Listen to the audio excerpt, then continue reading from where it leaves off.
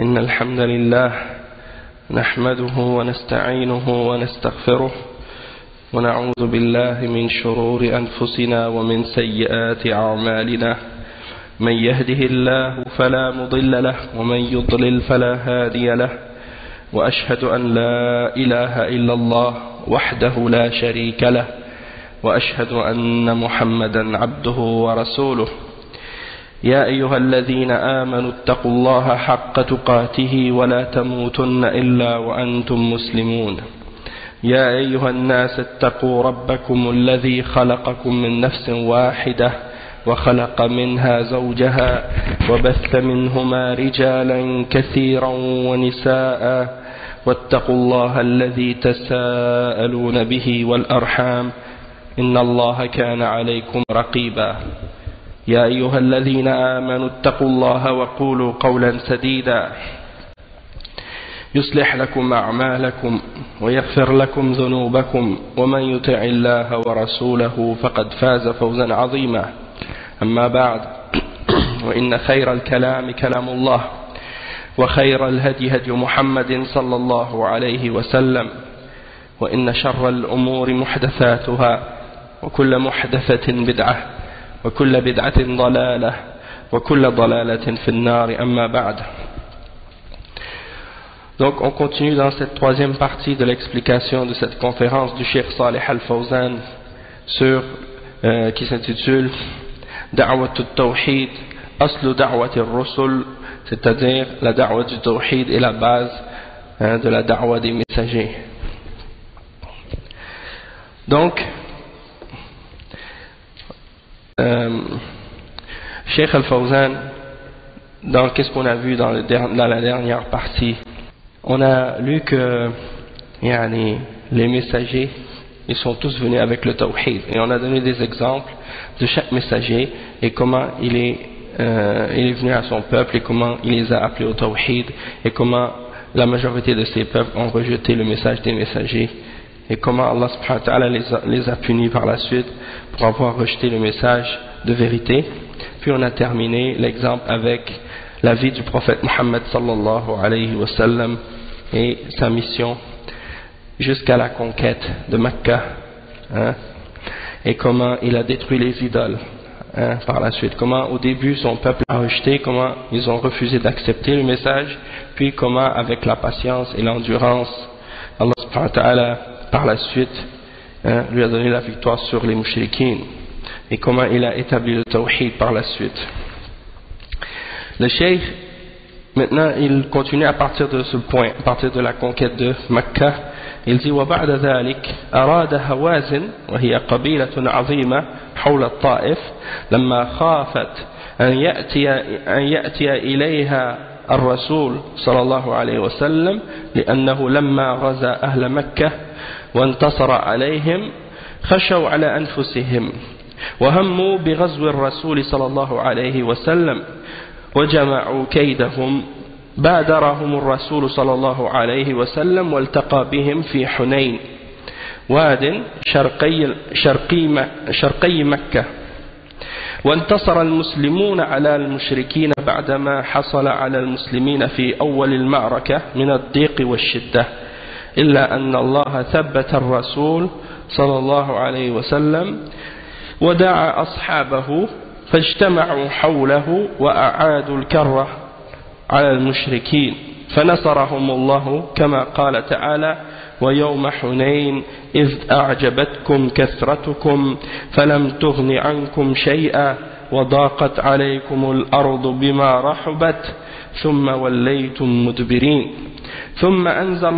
ثم أنزل الله سكينته على رسوله وعلى المؤمنين وأنزل جنودا لم تروها وعذب الذين كفروا وذلك جزاء الكافرين. Donc le cheikh il explique qu'après avoir pris le contrôle de Mecca et avoir détruit les idoles, il y a une tribu qu'on appelle la tribu de Hawazin. Hawazin, c'est une grande tribu. Et cette tribu a eu peur que le prophète sallallahu alayhi wa sallam vienne les combattre et vienne les attaquer. Alors ils ont voulu se préparer et prendre le devant et attaquer les musulmans. Donc, ils ont préparé leur ruse et le prophète sallallahu alayhi wa sallam est parti à leur rencontre et il les a combattus dans un endroit qui s'appelle Hunayn, qui est une vallée à l'est de Mecca. Et les musulmans ont eu la victoire sur les mouchriquines dans cette bataille, malgré qu'au début de la bataille, eh bien, les musulmans ont eu de la difficulté à les combattre et ils ont eu beaucoup d'épreuves et de difficultés, excepté que Allah subhanahu wa ta'ala a raffermi son messager et le prophète Muhammad sallallahu alayhi wa sallam a appelé ses compagnons qui se sont réunis autour de lui et ils ont rechargé contre les ennemis encore une deuxième fois et Allah subhanahu wa ta'ala a donné la victoire aux musulmans. Donc par la suite ils ont eu la victoire contre les mouchriquines. Donc ils ont rechargé contre les mouchriquines et Allah leur a donné la victoire contre les mouchriquines. Et il y a un verset dans Surat Tawbah, versets 25 et 26, qui clarifie ça et qui explique ce point. Lorsque Allah subhanahu wa ta'ala dit, et le jour de Hunayn, lorsque vous étiez éblouis par votre propre nombre, hein, ils étaient nombreux, et donc ils ont été éblouis par ça, ils pensaient que c'était gagné d'avance, puis votre nombre ne vous a servi à rien, hein, et vous avez trouvé la terre étroite malgré sa vaste étendue, puis vous vous êtes retourné, hein, vous avez tourné le dos. Puis Allah subhanahu wa ta'ala a fait descendre sa sérénité, sa tranquillité sur son messager et sur les croyants, et il a fait descendre des armées que vous ne voyez pas, et il a châtié ceux qui ont mécru, et ça c'est la rétribution des kafirin, des mécréants. Donc ça c'est une description de ce qui s'est produit dans cette bataille et comment Allah subhanahu wa ta'ala a donné la victoire aux croyants. فأزال الله الشرك عن بلاد الحجاز ومكة والمدينة ثم إن الناس جاءوا وافدين على الرسول صلى الله عليه وسلم بعد فتح مكة يعلنون إسلامهم ويبايعون الرسول صلى الله عليه وسلم وهذا من ثمرات فتح مكة كما قال تعالى إذا جاء نصر الله والفتح ورأيت الناس يدخلون في دين الله أفواجا فسبح بحمد ربك واستغفره إنه كان توابا. Donc le cheikh il dit que Allah subhanahu wa ta'ala a éliminé le shirk de la région du Hijaz, Mecca et Al-Madinah. Il a enrayé le shirk de cette région-là complètement. Puis les gens ont commencé à venir par délégation vers le prophète Muhammad sallallahu alayhi wa sallam après la conquête de Mecca pour divulguer ou déclarer leur islam et pour donner l'allégeance au messager d'Allah sallallahu alayhi wa sallam, et ça fait partie des fruits de la conquête de Mecca. Et c'est à ce moment-là que Allah subhanahu wa ta'ala a révélé le verset dans Surat Al-Nasr, lorsque vient la victoire d'Allah, lorsque vient le secours d'Allah et la victoire, et que tu vois les hommes entrer dans la religion d'Allah par groupe, alors célèbre les louanges de ton Seigneur et demande-lui pardon, il est certes il accepte certes la repentance. وفي السنة العاشرة حج الرسول صلى الله عليه وسلم ومعه من المسلمين قرابة 100,000 وبين للناس مناسك الحج وقال خذوا عني مناسككم وخطب فيهم خطبا بين لهم فيها قواعد الإسلام وبين لهم ما يجب عليهم من أمور دينهم ومعاملاتهم وتعامل بعضهم مع بعض وبين لهم حرمة دمائهم وأموالهم وأنزل الله عليه ذلك اليوم أكملت لكم دينكم وأتممت عليكم نعمتي ورضيت لكم الإسلام دينا. Donc le cheikh il dit dans la 10e année, la 10e année après la hijra, le prophète Muhammad sallallahu alayhi wa sallam a fait le hajj avec les musulmans et il avait environ 100 000 musulmans avec lui dans ce hajj, et il leur a clarifié les règles et les rites du hajj, et il leur a dit prenez vos rites du hajj de moi-même, c'est-à-dire prenez-les de moi, suivez mon exemple. Et il leur a donné des discours dans lesquels il leur a expliqué les principes et les fondements et les règles de l'islam.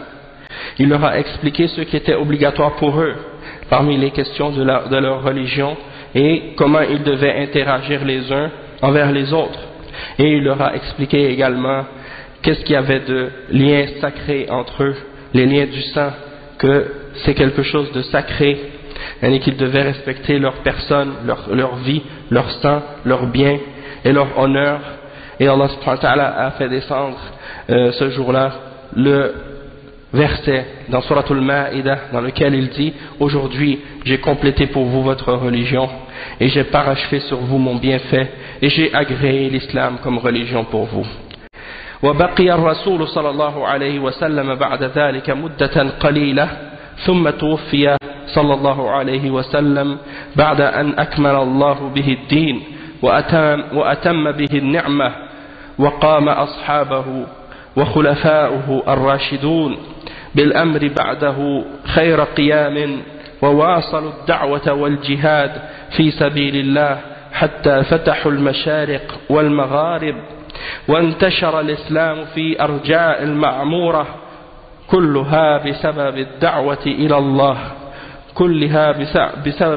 إلى الله والجهاد في سبيل الله والصبر والاحتساب والتحمل كما قال الله تعالى كنتم خير أمة أخرجت للناس تأمرون بالمعروف وتنهون عن المنكر وتؤمنون بالله.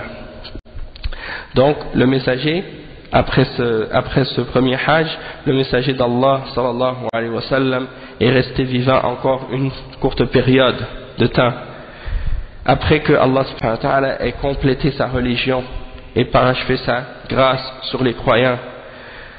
Et les sahaba après lui, de même que les khulafa al-rashidoun, ont tenu cette religion par la suite et ils ont fait le meilleur travail possible. Ils ont continué la da'wah et le fait d'appeler les hommes au tawhid et à Allah subhanahu wa ta'ala et la lutte dans le sentier d'Allah subhanahu wa ta'ala, et ils ont conquis l'Est et l'Ouest parmi les différents pays du monde et l'islam s'est propagé partout sur la terre. Et tout ça c'est à cause de la da'wah à Allah subhanahu wa ta'ala et du jihad fi sabilillah et de la patience et de l'endurance et le fait de persévérer dans la vérité. Et donc c'est comme Allah subhanahu wa ta'ala l'avait dit dans Surat Al-Imran, le verset 110: vous êtes la meilleure nation qui a été amenée pour les hommes, ou la meilleure nation qui est sortie pour les hommes. Vous ordonnez le bien, vous interdisez le mal et vous croyez en Allah.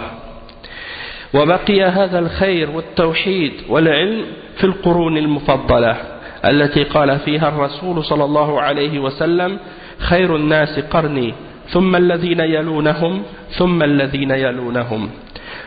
قال الراوي لا أدري أذكر بعد قرنه قرنين أو ثلاثة. ثم بعد القرون المفضلة حصل أن دخل في الإسلام بعض العقائد التي تسربت ومن هنا وهناك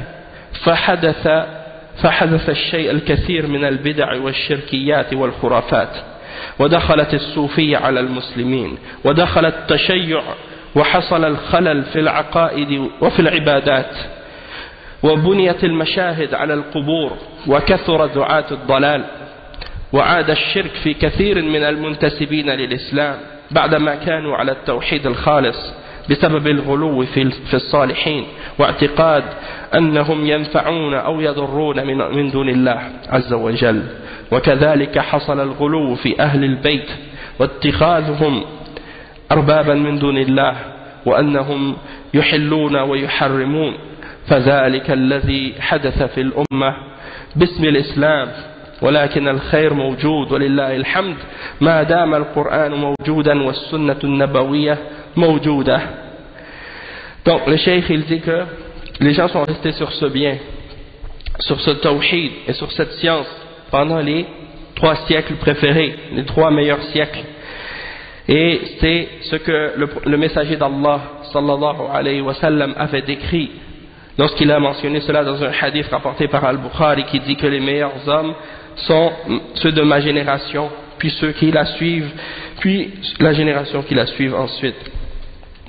Et le narrateur de ce hadith a dit, je ne sais pas si le messager d'Allah sallallahu alayhi wa sallam a mentionné après son siècle 2 ou 3 siècles. Puis ensuite après ces meilleurs siècles, ces 3 siècles préférés, ces 3 meilleurs siècles, il y a eu des choses qui se sont infiltrées ou introduites dans la religion de l'islam. Certaines croyances qui se sont infiltrées de par ici ou de par là, et beaucoup d'innovations et de formes de shirk se sont manifestées, et beaucoup de superstitions ont été inventées, et les soufis ont commencé à pénétrer parmi les musulmans, de même que les chiites, avec des croyances et des adorations innovées. Et je sais que vous avez sûrement entendu des exemples des croyances des soufiyyin qui croient par exemple en toutes sortes de choses qui sont en opposition avec le tawhid d'Allah subhanahu wa ta'ala, comme wahdatul wujud, la croyance que tout est Allah et que Allah est tout. Et ils s'imaginent que tout ce qui existe est une seule existence, et que celui qui fait une distinction entre le créateur et la créature, il est un mushrik, parce qu'il ne faut pas faire de distinction pour eux entre le créateur et la créature, tout est un. Et ça c'est qu'est-ce qu'on appelle le panthéisme qui existe chez les mushrikines dans l'hindouisme et dans le bouddhisme. Et ils ont copié certaines croyances de ces religions de shirk. Ils ont pris les notions qu'ils avaient comme le nirvana, le fait de s'adonner à de s'isoler, ou bien de méditer, ou bien de faire certains actes d'adoration, jusqu'à ce que on libère notre âme, puis qu'elle devienne un avec Allah. Donc, ils ont copié ça de ces religions de shirk, et ils ont essayé d'intégrer ça à l'islam. Et donc, ils ont inventé des notions comme ça, comme des termes qu'ils utilisent souvent dans leurs livres, comme al-fana, le fait de se dissoudre en Allah, ou bien al-hulul. Al-hulul, c'est l'idée que Allah subhanahu wa ta'ala entre en certaines créatures quand elles sont pieuses, elles deviennent un avec Allah. Un peu comme la croyance des chrétiens lorsqu'ils parlent de Isa ibn Maryam et qu'ils disent que Allah subhanahu wa ta'ala s'est incarné en lui et qu'il est devenu un avec Allah. Donc ça c'est des exemples de kufr et de shirk. Et parmi les shuyukh et les ulama qui parlaient de ce sujet une fois, ils donnaient l'exemple des chrétiens et ils disaient, imaginez si Allah subhanahu wa ta'ala a déclaré les chrétiens kuffar pour avoir dit que Isa, ou que Allah subhanahu wa ta'ala est rentré en Isa et que Allah subhanahu wa ta'ala est en Isa. Donc si eux sont kuffar pour avoir dit ça, imaginez ceux qui disent que Allah subhanahu wa ta'ala est rentré en tous les hommes et en tous les animaux et en toutes les choses, et même dans les endroits impurs et des choses de ce genre. Ceux-là sont encore plus kuffar que les chrétiens. Et Allah subhanahu wa ta'ala il dit justement au sujet des chrétiens, لَقَدْ كَفَرَ الَّذِينَ قَالُوا إِنَّ اللَّهَ هُوَ الْمَسِيحَ ابْنُ مَرْيَمَ. Ils ont certes mécru ceux qui ont dit que le Messie, que Allah subhanahu wa ta'ala que le Messie c'est Allah subhanahu wa ta'ala. Ils ont certes mécru ceux qui disent cette parole, qui disent que Isa c'est Allah subhanahu wa ta'ala. Donc ça c'est une parole de kufr et de shirk. Donc parmi les musulmans il y en a qui prétendent être musulmans et qui disent des paroles semblables aux chrétiens, et même pire que celles des chrétiens, en plus. Donc c'est quelque chose d'encore plus grave, et ils le font au nom de l'islam. Et aussi la notion qu'ils appellent parfois al-ittihad. Al-ittihad. Donc tout ça c'est des termes qui comprennent des notions et des croyances païennes, des croyances de shirk et de kufr qui sont prêchées au nom de l'islam par certains individus qui s'apparentent au soufisme et qui se déclarent musulmans. D'accord? Donc, al-fana, al-hulul, al-ittihad et wahdatul wujud, c'est des croyances qui sont propagées par les soufiyyin. Et c'est des croyances de kufr Et les ulama ont déclaré ces croyances-là comme étant des croyances hérétiques qui font quitter l'islam. Hein? Donc c'est quelque chose de très grave. Et ça c'est seulement dans les questions des croyances. Il y a beaucoup d'autres croyances de kufr et de shirk parmi les croyances des soufiyas, comme par exemple l'idée que les awliya, les hommes pieux, qu'ils ont déclarés eux-mêmes comme étant des hommes saints, sont meilleurs que les prophètes. Hein? Ça on le retrouve dans les écrits des soufiyin. Et ils prétendent que parfois ils ont la visite des anges qui viennent leur donner des révélations, ou bien que même parfois ils pensent que les prophètes leur apparaissent en état d'éveil et viennent leur révéler des nouvelles connaissances sur l'islam que personne n'a connues dans le passé. Ou bien ils basent leur religion sur des rêves. Et dans certains de leurs livres, vous allez voir même la mention que certains de leurs shuyukh croient que les awliya peuvent voler et peuvent aller jusqu'à al-Lawh al-Mahfouz, les tables préservées, hein, et savoir qu'est-ce qui est écrit dedans et revenir sur terre par la suite. Ou des exemples de croyances de kufr de ce genre. Et ça c'est des choses, c'est pas des choses qu'on invente à leur sujet pour les accuser injustement de choses qu'ils ne croient pas ou qu'ils n'ont pas dit, mais au contraire c'est des choses qui sont présentes dans leurs écrits, hein, et dans les livres de leurs shuyukh qu'ils écoutent et qu'ils acceptent et qu'ils respectent. Et parmi les plus grands propagateurs de la croyance en Wahdatul Wujud, il y a leur cheikh qu'ils appellent le Cheikh al-Akbar, Ibn Arabi, hein, Ibn Arabi al-Ta'i. Et il y a aussi Al-Hallaj, hein, qui montait sur la Kaaba et qui a ouvert son manteau et qui a dit il n'y a rien dans ce manteau excepté Allah, et qui a été exécuté par les savants sur l'ordre des savants de l'islam à son époque en tant qu'hérétique, après avoir été emprisonné de longues années en espérant qu'il revienne sur ses paroles de shirk et de kufr, mais il n'a jamais voulu se repentir et revenir de ses paroles de kufr. Alors il a été exécuté sous l'ordre des savants de l'islam de l'époque. Et il y en a beaucoup d'autres également de ces catégories-là. Et ça c'est sans parler, hein, de l'adoration des tombes et l'adoration des morts et des pèlerinages qu'ils font aux hommes pieux et de chercher la baraka de ces hommes et beaucoup d'autres pratiques et de croyances de shirk et de paganisme qu'ils ont introduits dans l'islam. Et ça c'est sans parler également des bid'ah qu'ils font dans l'adoration, comme les séances de dhikr avec musique, avec tambour, avec mouvement, avec danse, hein, avec des chansons, en sautant sur place ou en tournant en rond dans les zawaya qu'ils ont un peu partout dans les pays musulmans et même maintenant en Occident aussi. Ou bien de faire le dhikr juste en rappelant certains sons ou certaines lettres, hein, quand ils s'assoient pour répéter ho, ho, ho de cette façon, ou bien hay, hay, ou bien des choses comme ça pendant 100 fois, 200 fois, même plus encore. Ils peuvent passer une nuit entière à faire ça, avec des mouvements et des gestes et des danses et des chants, hein. Et sans parler de leur célébration de Al-Mawlid al-Nabawi, qui est une de leurs grandes bid'ah, dans laquelle il y a beaucoup de formes d'égarement et de shirk, que aucun d'entre les sahaba n'a jamais célébré, hein, ni les sahaba, ni aucun d'entre les tabi'in, ni aucun d'entre les ulama, hein, comme par exemple on n'a jamais entendu parler de cette fête d'aucun d'entre les ulama de l'islam à l'époque des salafs. Jamais vous allez entendre que l'imam Abu Hanifa a parlé de Mawlid al-Nabawi, ni l'imam Malik ibn Anas, ni l'imam al-Shafi'i, ni l'imam Ahmad ibn Hanbal. Et quand vous regardez les imams de hadith, la même chose, l'imam al-Bukhari, l'imam Muslim, l'imam Abu Daoud, l'imam al-Nasa'i, l'imam al-Tirmidhi, l'imam Ibn Majah, hein, et tous ces grands imams de hadith qui étaient avant eux ou après eux, jamais aucun d'entre eux n'a parlé de cette fête.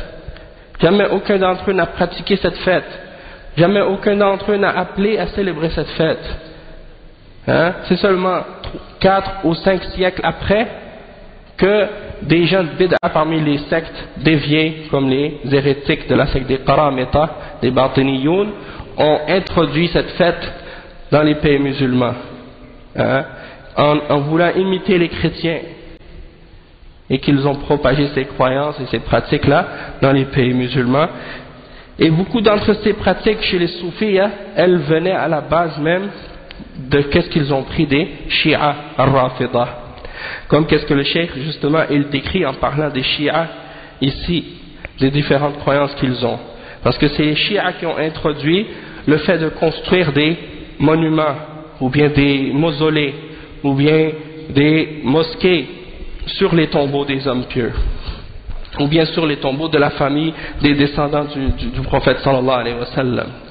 Et il y a beaucoup de gens qui appellent à l'égarement, qui se sont propagés dans les pays musulmans par la suite. Et le shirk qui avait été enrayé à l'époque du prophète sallallahu alayhi wa sallam a commencé à revenir, encore une fois, parmi ceux qui se déclaraient ou prétendaient musulmans. Après que les gens eurent été sur le tawhid pur, eh bien, à cause de l'exagération envers les hommes pieux, et à cause de la croyance qu'ils pouvaient nous profiter ou nous nuire en dehors d'Allah subhanahu wa ta'ala, eh bien, les gens ont commencé à exagérer à leur sujet et à les adorer en dehors d'Allah subhanahu wa ta'ala. Et la même chose s'est produite également avec les descendants de la famille du prophète sallallahu alayhi wa sallam, Ahlul Bayt, chez les Shia. Ils les ont pris comme des dieux en dehors d'Allah subhanahu wa ta'ala, auxquels ils vont faire des pèlerinages et ils vont offrir des actes d'adoration.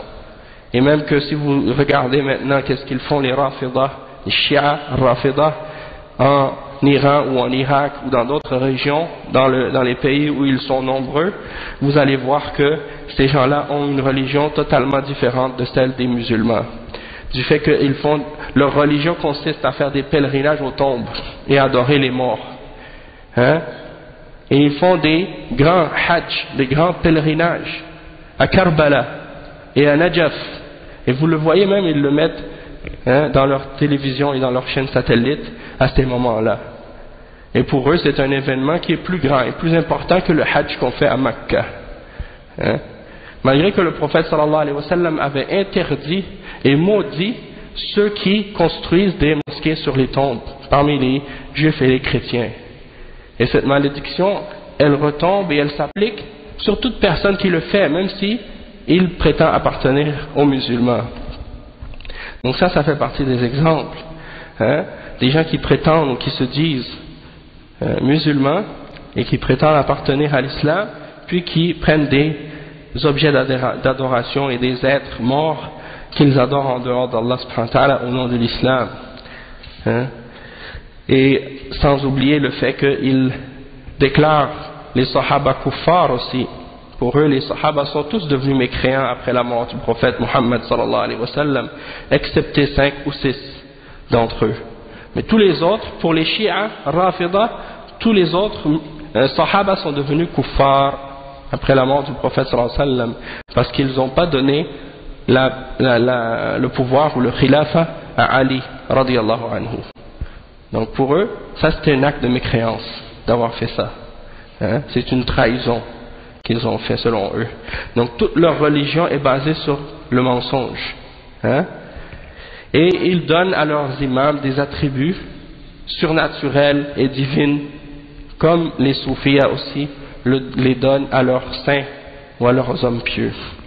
Donc il y a des ressemblances entre les égarements et les déviations des soufiyines et des Shia. La différence parfois c'est du fait que il y a des soufis parmi les Shia Rafida, mais bien entendu les soufis eux ils ont pris ces pratiques là et ces croyances des Shia et les ont propagées dans le monde sunnite.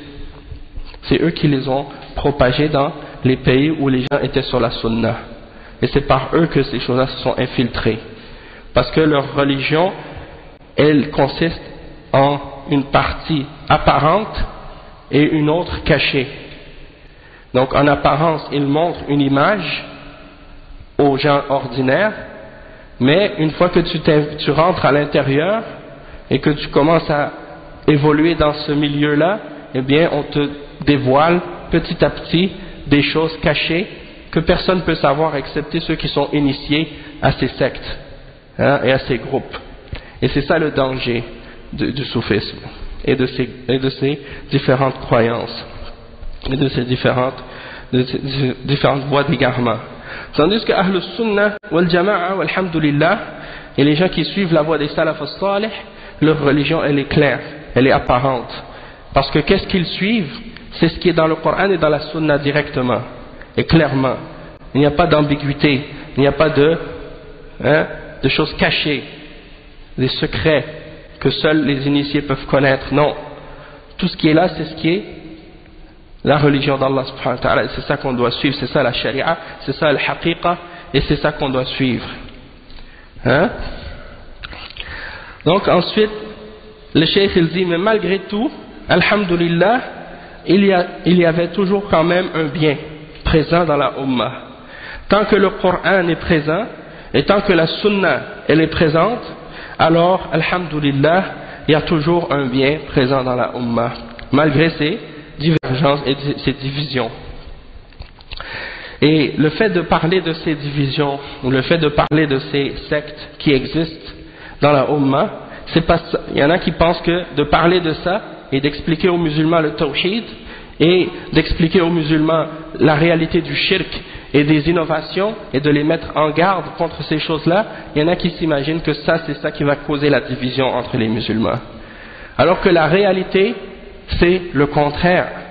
C'est de parler de ces choses-là et d'expliquer ces choses-là qui va réunir les musulmans sur le haqq et qui va faire en sorte que les musulmans reviennent sur la vérité et abandonnent le faux. Parce que la personne qui s'accroche le plus à la vérité, c'est la personne qui connaît le mieux la vérité et qui connaît mieux le faux également, pour s'en écarter et s'en désavouer. Si quelqu'un il connaît la vérité mais il ne connaît pas le danger de l'égarement, eh bien il risque de se faire tromper facilement et de tomber dans une erreur.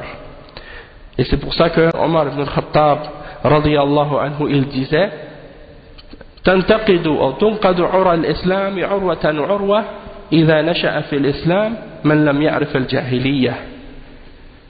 Le câble de l'islam va s'effiler fil par fil lorsque des gens vont naître dans l'islam ou grandir dans l'islam sans avoir connu la réalité de la jahiliya.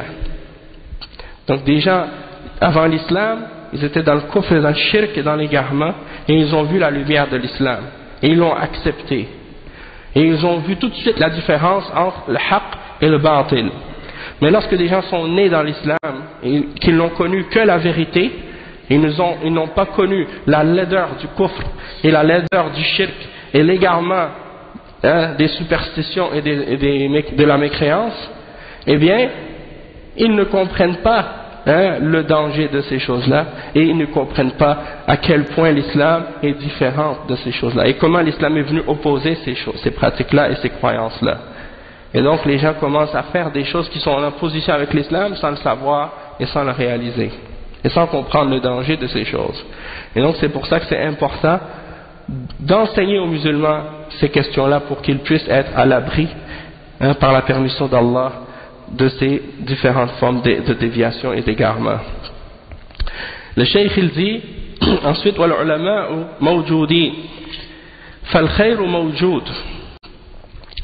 موجود وقد قال صلى الله عليه وسلم إن العلماء ورثة الأنبياء وإن الأنبياء لم يورثوا دينارا ولا درهما وإنما ورثوا العلم فالعلماء ورثة الأنبياء يقومون بالدعوة إلى الله وينهون عن الشرك وعن المخالفات فالله سبحانه وتعالى يبعث في هذه الأمة من يجدد لها دينها وهذا من رحمته سبحانه وتعالى لأنه لما ختمت الرسالة بمحمد صلى الله عليه وسلم جعل الله العلماء يقومون بهذا الأمر لأنه لا حاجة إلا إلى بعثة رسول بعد محمد صلى الله عليه وسلم ولا حاجة إلى شريعة غير شريعة الإسلام فما بقي إلا تجديد وتبليغ هذا الإسلام للناس ودعوتهم إلى الله عز وجل على ضوء هدي الكتاب والسنة وقد تكلف الله بحفظ القرآن كما قال تعالى إنا نحن نزلنا الذكر وإنا له لحافظون. Donc le cheikh il dit que les ulama qui agissent et qui pratiquent leur religion et qui appliquent leur science sont toujours présents et le bien est toujours présent dans la ummah. Le prophète Mohammed sallallahu alayhi wa sallam a dit que les ulama sont les héritiers des prophètes et que les prophètes n'ont pas laissé en héritage ni des dinars ni des dirhams, ils ont uniquement laissé la science en héritage. Donc les ulama, ce sont les héritiers des prophètes. Après le prophète Mohammed sallallahu alayhi wa sallam, ce sont les ulama qui prennent la charge et la responsabilité de faire la da'wah et d'inviter les gens à Allah subhanahu wa ta'ala et d'interdire le shirk et tout ce qui est en opposition avec la religion d'Allah subhanahu wa ta'ala. Et Allah subhanahu wa ta'ala, comme c'est mentionné dans un hadith authentique rapporté selon Abi Dawood, il dit qu'il va faire venir à la tête de chaque 100 ans celui qui va venir rénover ou régénérer sa religion. Donc, ce sont des réformateurs que Allah subhanahu wa ta'ala fait venir parmi les ulama. Et ils font qu'est-ce qu'on appelle at-tajdid. Et bien entendu, at-tajdid, c'est pas comme certains essaient de l'interpréter ou de le prétendre. Comme il y en a qui disent par exemple que le mujaddid, qu'est-ce qu'il fait? Il vient réinterpréter les textes du Coran et de la Sunna. Non, il ne vient pas réinterpréter les textes. Les textes sont déjà interprétés, les textes sont déjà clairs. Qu'est-ce qu'ils viennent faire, les mujaddidin? Ils viennent purifier la religion de ce qui a été ajouté. Ils viennent purifier la religion des innovations qui ont été infiltrées dans la religion et ramener l'islam à sa pureté originelle. Ils viennent également corriger les erreurs qui ont été ramenées dans la compréhension des gens, dans leur compréhension du Coran et de la Sunna, et de réfuter et de rejeter les fausses interprétations qui ont été données du Coran et de la Sunna. Et donc, ça c'est le rôle des mujaddidin. Et c'est pas comme certains qui le prétendent, d'essayer de réinterpréter les textes pour que l'islam soit en accord avec les valeurs de la société ou de la civilisation occidentale. Parce qu'il y en a certains qui sont en train de faire ça actuellement, essayer de réinterpréter le Coran et la Sunna pour que ce soit en accord avec ce qui fait plaisir aux kuffars, juifs et chrétiens ou athées ou laïcs de l'Occident. Et essayer de dire que l'islam c'est la démocratie ou que l'islam c'est ils disent que la shura par exemple, shura c'est la démocratie. Ils déforment la réalité des termes islamiques pour les interpréter à la lumière de la civilisation occidentale. Et ça c'est une déformation de l'islam, une falsification de la réalité des textes de la religion. Donc at-tajdid c'est, comme on l'a expliqué, de faire revenir l'islam dans sa pureté et d'éliminer et d'enlever ce qui est incorrect, ce qui a été innové dans la religion d'Allah subhanahu wa ta'ala. Donc ces hommes-là, ils viennent clarifier la religion du prophète Mohammed sallallahu alayhi wa sallam. Les ulama, c'est leur responsabilité, parce qu'après la venue du prophète Mohammed sallallahu alayhi wa sallam, on n'a pas besoin de nouveaux prophètes. On n'a pas besoin de quelqu'un qui va venir, un nouveau prophète, qui va ramener une autre charia que celle de l'islam. La charia est déjà complète, elle est déjà parfaite. Et elle est applicable dans toute époque et dans tout lieu, jusqu'à la fin des temps. Le prophète sallallahu alayhi wa sallam n'a pas dit, quand il est venu transmettre son message, que quand on va arriver au XXe siècle, il va falloir refaire l'islam ou réinterpréter l'islam.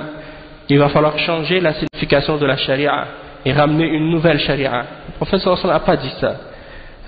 Et si il l'avait dit, ce serait autre chose. Mais il ne l'a jamais dit.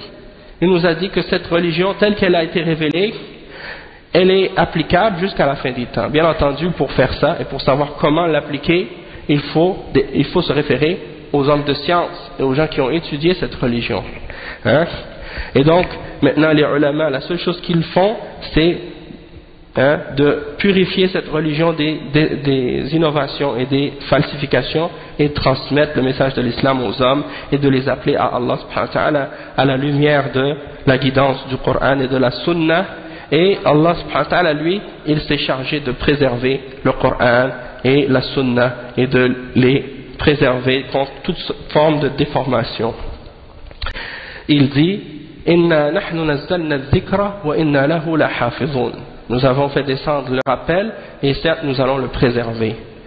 Et le dhikr, ça comprend le Coran et ça comprend aussi la Sunna. Parce que Allah subhanahu wa ta'ala a non seulement préservé le Coran, mais il a aussi préservé la Sunna de son messager.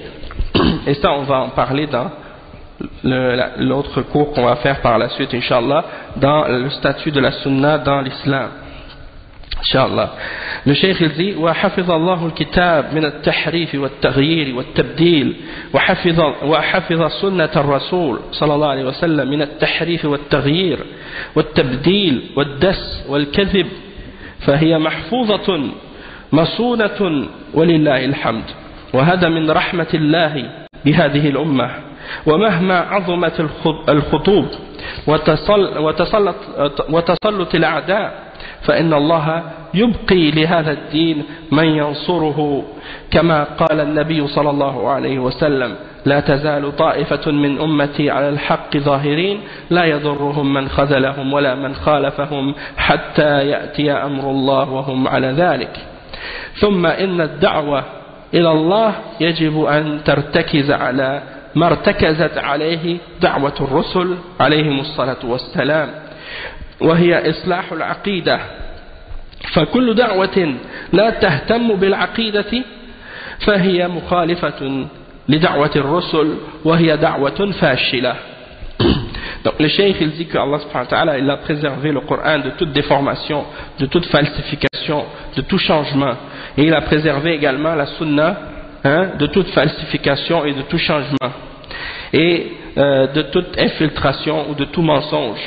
Donc elle est préservée par la grâce d'Allah subhanahu wa ta'ala, et ceci fait partie de la miséricorde d'Allah subhanahu wa ta'ala pour cette ummah.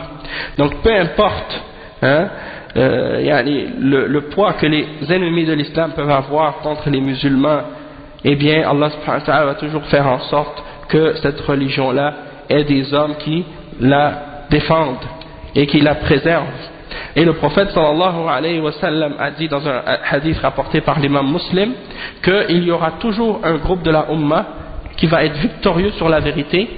Ceux qui s'opposent à eux ou ceux qui les abandonnent ne pourront leur nuire en quoi que ce soit jusqu'à ce que vienne l'ordre d'Allah subhanahu wa ta'ala. Donc il y a toujours un groupe de la Ummah, malgré les sectes, malgré les déviations, malgré les déformations que les gens essaient d'amener, il y a toujours une portion des musulmans qui vont s'accrocher au Coran et à la Sunna selon la compréhension des salafus salih et qui ne vont pas dévier et qui vont rester fermes jusqu'à la fin des temps. Puis le cheikh il dit qu'il est important de comprendre que la da'wa à Allah, le fait d'appeler les hommes à Allah, il faut que ce soit établi et centré sur la da'wa des prophètes. Il faut se concentrer et appeler aux choses auxquelles les messagers d'Allah ont appelé, et le fondement de ça c'est le fait de corriger la aqidah. La base de ça c'est de réformer et de corriger la croyance des hommes.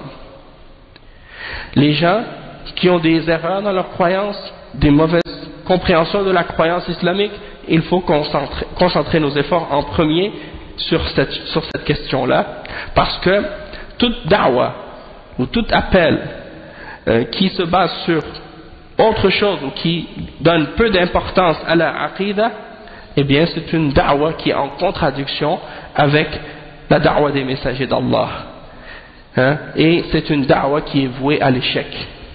Et il y a de ce genre de da'wa et de groupes et de tendances actuellement dans la ummah ici en Occident, ils se concentrent beaucoup dans les pays occidentaux parce qu'ils se permettent dans les pays occidentaux parfois de faire ce qu'ils ne peuvent pas faire dans les pays musulmans.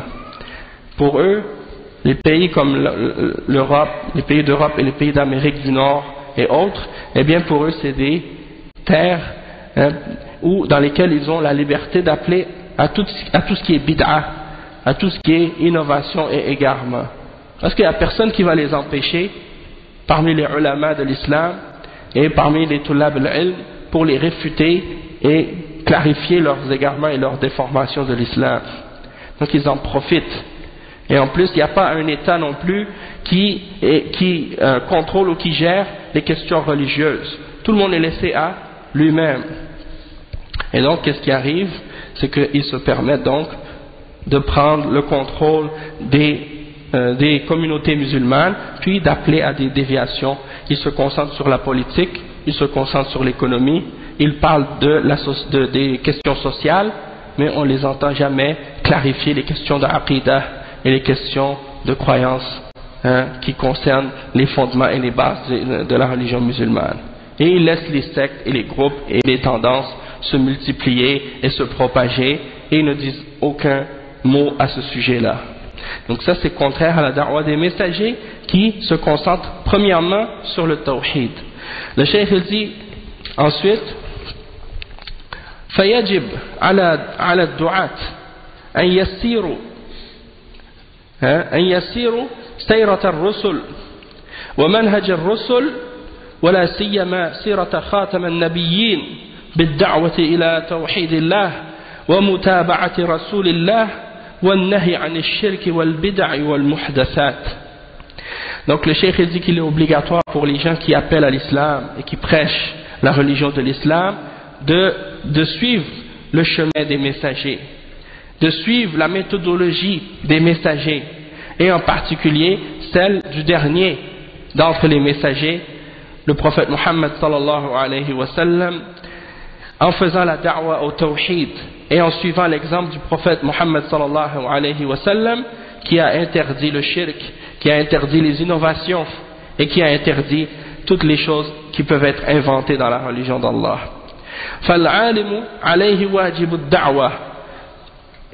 الدعوة إلى الله وإنكار المنكر حسب استطاعته كما قال صلى الله عليه وسلم من رأى منكم منكرا فليغيره بيده فإن لم يستطع فبلسانه فإن لم يستطع فبقلبه وذلك أضعف الإيمان ثم إنه لا يكفي أن الإنسان يعبد الله وهو لا يعرف الشرك ولا يتبرأ من المشركين لا بد أن يعبد الله ويترك عبادة ما سواه وأن يتبرأ من الشرك والمشركين وهذا معنى لا إله إلا الله فأولها نفي لجميع الشرك وجميع المعبودات وآخرها إثبات العبادة لله وحده لا شريك له.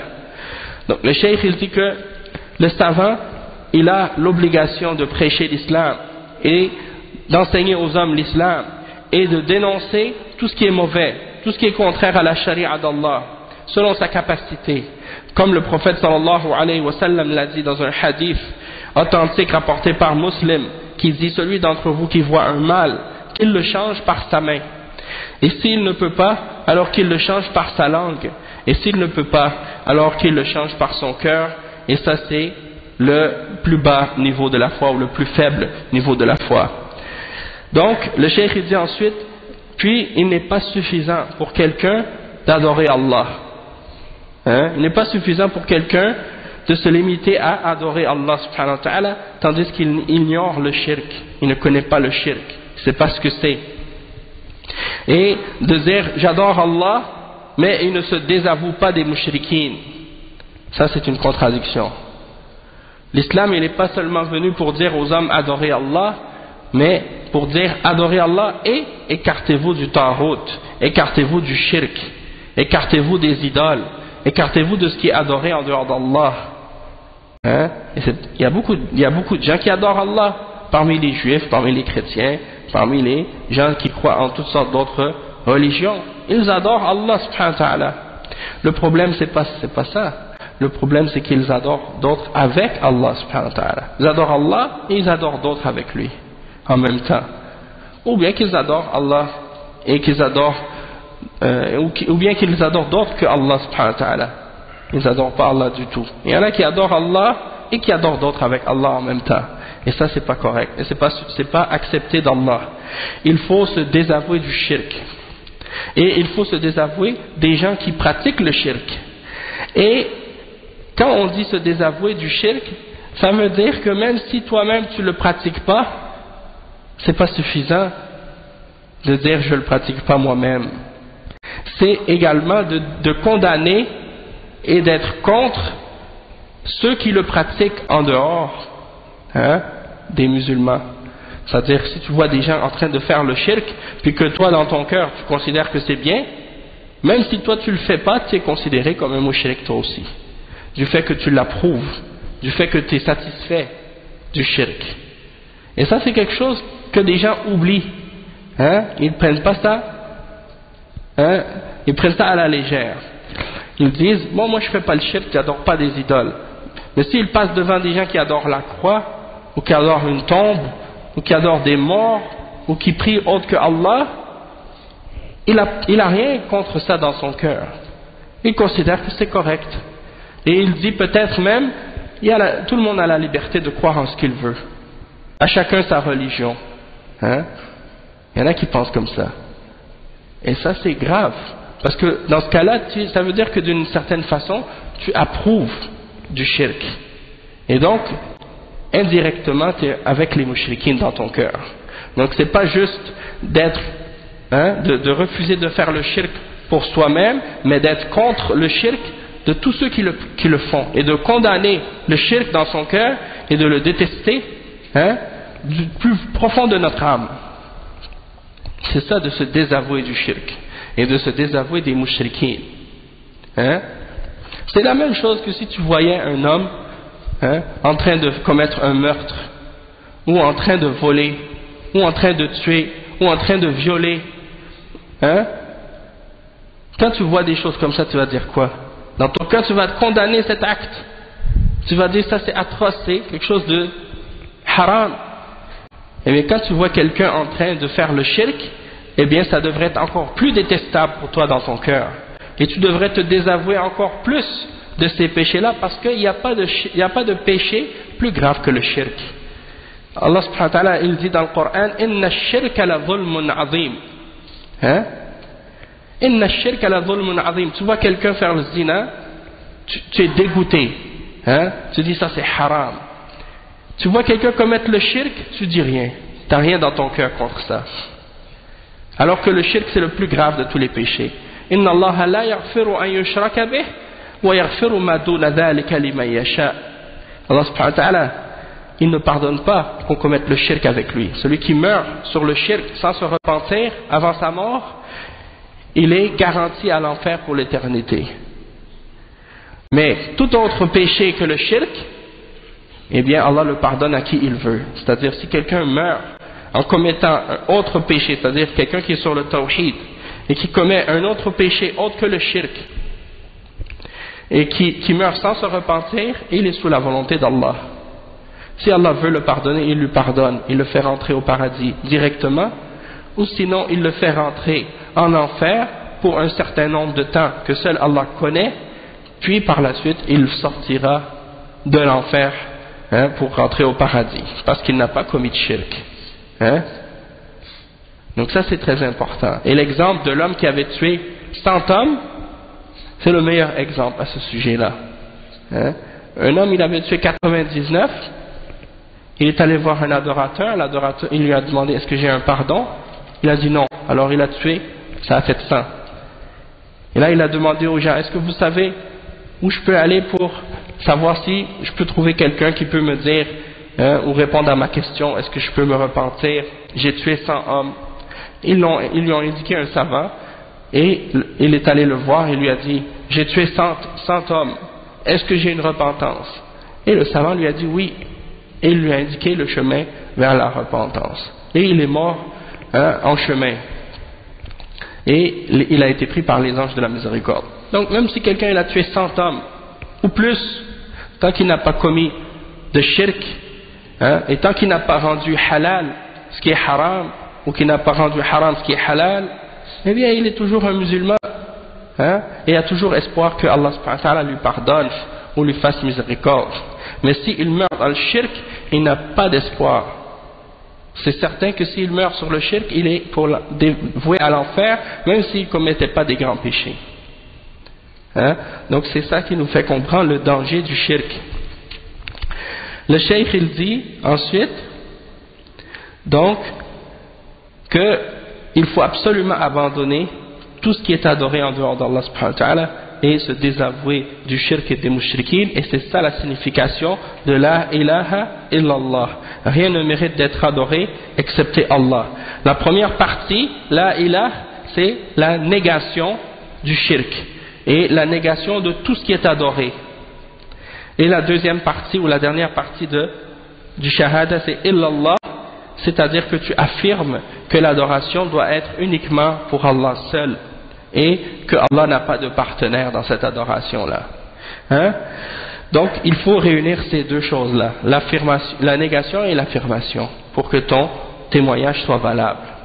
Ensuite le cheikh il dit فالدين يبنى على هذين الركنين الأساسيين إفراد الله بالعبادة وترك عبادة ما سواه، وهذا هو الركن الأول شهادة أن لا إله إلا الله، ثم بعدها إقام الصلاة وإيتاء الزكاة وصوم رمضان وحج بيت الله الحرام لمن استطاع إليه سبيلا، ثم بعد هذه الأركان بقية أوامر الدين فهي مكملات ومتممات لهذا الدين.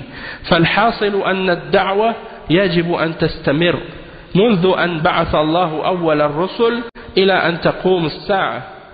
يجب أن تكون الدعوة مستمرة وهي بحسب الحاجة، فمن كان عنده شرك فإنه يدعى إلى التوحيد وينهى عن الشرك حتى يتركه، ومن كان على التوحيد ولم يكن عنده شرك فإنه يبين له حقيقة التوحيد ليلتزم به، ويبين له الشرك ليتجنبه من أجل أن يقوم بهذا التوحيد على الوجه الصحيح وأن يتجنب ما يخل به. ومن كان عنده معاصٍ ومخالفات دون الشرك فإنه يدعى إلى التوبة والرجوع إلى الله، لأن المعاصي بريد الكفر، وقد لا يبقى عند الإنسان دين إذا تجارى مع المعاصي والمخالفات. Donc le cheikh il dit ensuite que cette religion elle est établie sur deux fondements fondamentaux, deux bases fondamentales, c'est-à-dire d'unifier Allah subhanahu wa ta'ala dans l'adoration et d'abandonner l'adoration de tout ce qui est adoré en dehors de lui. Ça c'est le premier fondement de l'islam parmi les piliers de l'islam, qui est le témoignage de la ilaha illallah. Puis après il y a l'établissement de la salat, de donner la zakat, de faire le jeûne du ramadan et de faire le hajj vers al-bayt al-haram pour celui qui en a la capacité. Puis ensuite, après ces piliers-là, il y a les autres ordres de la religion qui viennent compléter et parfaire cette religion. Et il dit que pour résumer tout ce qu'on a dit maintenant, depuis le début, il faut comprendre que il faut absolument que la da'wah, elle continue. Il faut que la da'wah continue. Depuis que Allah subhanahu wa ta'ala a envoyé le premier des messagers jusqu'à ce que l'heure du jugement soit établie, il faut qu'il y ait toujours de la da'wah. Et elle ne doit jamais arrêter cette da'wah. Il faut qu'il y ait toujours quelqu'un qui appelle à la vérité et qui clarifie la vérité pour les hommes. Et c'est obligatoire donc que cette da'wah soit faite continuellement et perpétuellement selon les besoins des gens. Celui qui a du shirk, il doit être appelé au tawhid et on doit lui interdire le shirk jusqu'à ce qu'il l'abandonne. Celui qui a déjà le tawhid, qui est déjà sur le tawhid, eh bien on doit lui clarifier quand même le tawhid pour qu'il soit capable de rester encore plus fort et plus fermement sur le tawhid d'une manière correcte, et pour qu'il puisse s'écarter de ce qui peut nuire à son tawhid et à sa aqidah. Puis celui qui a par exemple des péchés et des contradictions dans sa religion qui ne sont pas au niveau du shirk, mais qui sont moindres, eh bien celui-là, il faut l'inviter à la repentance et à revenir à Allah subhanahu wa ta'ala et à abandonner ces péchés-là. Parce que les péchés sont les messagers de la mécréance. Les péchés sont les messagers du kufr, comme disaient les salafs. Donc, il se peut que quelqu'un, à force de pratiquer des péchés ou de faire des péchés et des contradictions à l'islam, eh bien, il se peut qu'il ne lui reste plus rien de la religion par la suite. Et on a constaté ça, en particulier dans les pays non musulmans. Il y a des gens qui se sont intégrés à la société des koufars à un point tel que leur vie entière est une série de contradictions de l'islam. Leur mode de vie est devenu un mode de vie contraire à la religion islamique. Depuis le moment où ils se lèvent jusqu'au moment où ils se couchent le soir, ils ne font que des péchés toute la journée. Et ils n'ont aucun moment de la journée pour se rappeler même d'Allah subhanahu wa ta'ala, ou pour établir même un des piliers parmi les piliers de l'islam. Et il n'y a pas un interdit de l'islam excepté qu'ils le font et qui se disent musulmans malheureusement. Donc c'est pour dire que ces gens-là, ils ont parfois, à force de s'écarter des règles de l'islam et des principes de l'islam, ils en sont venus à vivre comme s'ils n'étaient pas musulmans, comme s'ils étaient athées, comme s'ils étaient juifs ou chrétiens, tout en se disant musulmans. Donc c'est pour ça que c'est important que ces gens-là, on leur fasse la da'wa aussi, pour qu'ils puissent revenir à l'application de l'islam et la compréhension de la religion. Ensuite le cheikh il dit فَالدَّعْوَةُ إِلَى اللَّهِ شاملة لدعوة التوحيد والنهي عن الشرك وشاملة لبيان العبادة الصحيحة وما كان من أخلاق ومحاسن الأعمال وشاملة أيضا لبيان الحلال والحرام في المعاملات وشاملة لكل ما يصلح الدين والدنيا ولا يقتصر على جانب مهما يترك الجانب الآخر ولا يقتصر على جانب منها ويترك الجانب الآخر. Le cheikh il dit que la da'wa à Allah, elle doit être complète, elle doit être globale. Il faut qu'elle englobe tous les aspects de la vie. Donc, il faut qu'elle comprenne la da'wa au tawhid et l'interdiction du shirk. Il faut qu'elle englobe le fait de clarifier l'adoration qui est correcte et qui est bonne. Il faut qu'elle englobe également le bon comportement et les bonnes actions. Il faut qu'elle englobe également la clarification de ce qui est halal et de ce qui est haram. Alors qu'aujourd'hui on a des gens, parmi les musulmans parfois, quand on leur explique qu'est-ce qui est halal et qu'est-ce qui est haram, ils disent « Mais pourquoi vous parlez toujours de halal et de haram ?» Et même parfois il y en a qui se fâchent, même si on dit que quelque chose est haram, ils se fâchent. Ils disent « T'as pas le droit de dire que quelque chose est haram. » Comment j'ai pas le droit de dire? Si c'est les ulama qui l'ont dit et qui se sont basés sur le Coran et la Sunna, pourquoi j'ai pas le droit de dire que c'est haram? Bien entendu, tu te bases sur une preuve, sur les textes du Coran et de la Sunna et des paroles des ulama. Tu vas pas rendre halal ou haram selon ta propre tête. Ça c'est important. Donc, le fait que Allah ait clarifié pour nous ce qui est halal et ce qui est haram, c'est une miséricorde pour nous, parce que c'est pour notre bien. Ce qui est haram, Allah nous l'a interdit parce que c'est mauvais pour nous. Et donc, si on ne le connaît pas, et si on ne sait pas, eh bien, on tombe dans ce qui est mauvais pour nous et on se fait du tort à nous-mêmes. Donc, de connaître le halal et le haram, c'est très important. Et également de clarifier, ça englobe, la da'wa englobe aussi les interactions et les transactions qu'on fait entre nous aussi, le mariage, le divorce, le commerce, l'héritage, toutes ces choses-là, c'est des choses qui sont incluses et englobées dans la da'wa de l'islam. Et ça englobe également tout ce qui vient réformer la religion et qui vient réformer la dunya aussi. C'est pas juste de se limiter à un côté ou à un aspect de la religion, puis d'abandonner l'autre. Il faut que la da'wa soit complète et soit globale. Il dit aussi لأنها واحدة متكاملة والناس في حاجة دائمة حتى ولو كانوا على الإيمان فهم بحاجة إلى الدعوة إلى الدعوة إلى ما يثبتهم على دينهم ويؤمنهم من الوقوع في المخالفات وبحاجة إلى ما يقوي إيمانهم وبحاجة إلى ترغيبهم في التوبة إلى الله عز وجل. فالدعوة إلى الله دائمة ومستمرة إلى أن تقوم الساعة وهي سابقة على الجهاد في سبيل الله وهي دعوة الرسل عليهم الصلاة والسلام ولكن تكون كما ذكر الله سبحانه وتعالى بالحكمة والموعظة الحسنة والجدال بالتي هي أحسن والدعوة بالعلم والبصيرة.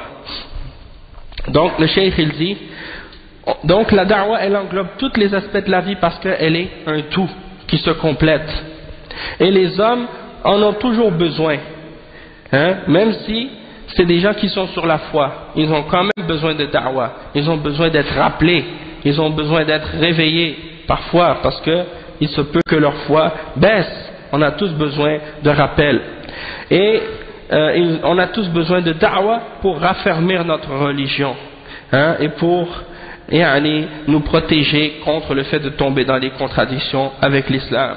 Et on a besoin de renforcer notre foi et on a besoin de choses qui vont nous faire désirer la repentance à Allah subhanahu wa ta'ala. Et la da'wa donc elle doit être toujours perpétuelle et continuelle jusqu'au jour de la résurrection et c'est qu'est-ce qui vient avant la lutte et le combat dans le sentier d'Allah subhanahu wa ta'ala, le djihad, et c'est la da'wa des messagers alayhimus salatu wassalam. Mais elle doit être faite, cette da'wa, de la même manière que Allah subhanahu wa ta'ala nous a ordonné de la faire, c'est-à-dire avec sagesse, avec bonne exhortation, avec discussion de la meilleure manière, hein, et avec science et compréhension.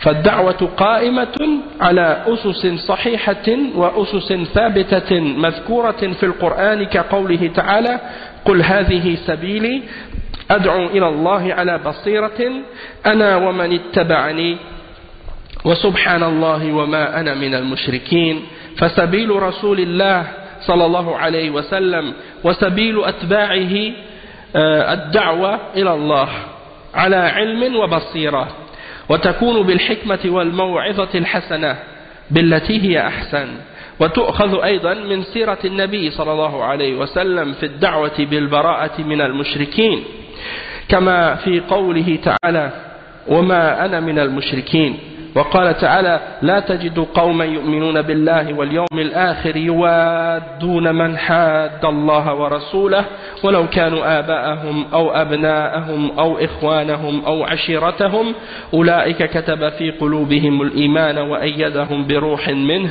ويدخلهم جنات تجري من تحتها الأنهار خالدين فيها رضي الله عنهم ورضوا عنه أولئك حزب الله ألا إن حزب الله هم المفلحون جعلني الله وإياكم منهم بمنه وكرمه وصلى الله على نبينا محمد وعلى آله وأصحابه وأتباعه إلى يوم الدين.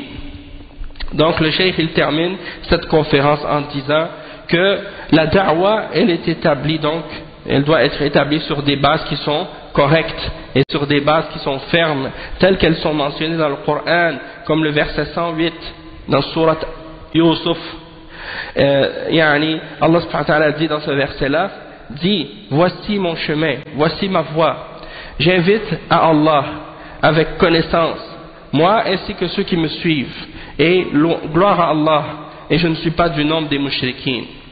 Donc ça c'est la voie du messager, il invite les hommes à Allah, et c'est la voie de ceux qui le suivent, hein? وَمَنِ اتَّبَعَنِي. Donc ils invitent à Allah, hein? Et ça c'est avec science. Ils invitent à Allah avec connaissance et science. Et cette da'wa doit être faite avec sagesse, avec exhortation, bonne exhortation, et avec savoir comment argumenter et discuter avec les gens qui ont besoin de da'wa. Et on prend également nos exemples pour la da'wa dans la vie et la biographie du prophète sallallahu alayhi wa sallam et comment il s'est désavoué des mushrikines. Et ça c'est quelque chose de très important. Il dit par exemple dans le verset 79 dans Surat Al-An'am, et je ne suis pas du nombre des idolâtres. je ne suis pas du nombre des gens qui pratiquent le shirk ou qui font le shirk. Hein, je me désavoue d'eux et je n'ai rien à voir avec eux. Et il mentionne le verset 22 dans Surat Al-Mujadala, le dernier verset dans Surat Al-Mujadala, dans lequel Allah subhanahu wa ta'ala dit: tu ne trouveras pas parmi les gens qui croient en Allah et au jour dernier, qui aiment ceux qui s'opposent à Allah et à son messager, fussent-ils leur père, leur fils, leur frère ou leur tribu, leur famille. Ceux-là, Allah subhanahu wa ta'ala a prescrit la foi dans leur cœur et les a supportés de sa force ou d'une force venant de lui. Et il les fera rentrer dans un paradis sous lesquels coulent les ruisseaux pour y demeurer éternellement. Allah est satisfait d'eux et ils sont satisfaits de lui, et ceux-là sont le parti d'Allah. Et certes, le parti d'Allah est le parti de ceux qui auront le succès. Et qu'Allah subhanahu wa ta'ala me fasse moi ainsi que vous-même, par sa grâce et par sa faveur, de ceux qui font partie de ces gens-là. Et paix et salut et bénédiction sur notre prophète Muhammad sallallahu alayhi wa sallam, sur sa famille et ses compagnons et ceux qui le suivent jusqu'au jour de la résurrection. Wa barakallahu fikum wa jazakumullahu khayran. Wassalamu alaykum wa rahmatullahi wa barakatuh.